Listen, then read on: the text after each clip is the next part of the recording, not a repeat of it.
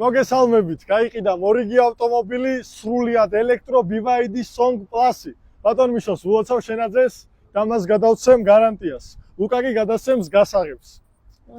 გილოცავთ ბატონო მიშო, უფრო ახლოდან დავათვალიეროთ ავტომობილი.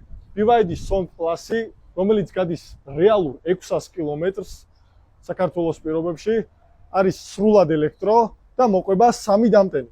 პირველი დასამონტაჟებელი დამტენი, რომელიც სალში ფაზანოზე მონტაჟდება და ჩვეულებრივად შეგიძლიათ ამ დამტენით 8 საათში დამუხტოთ ავტომობილი.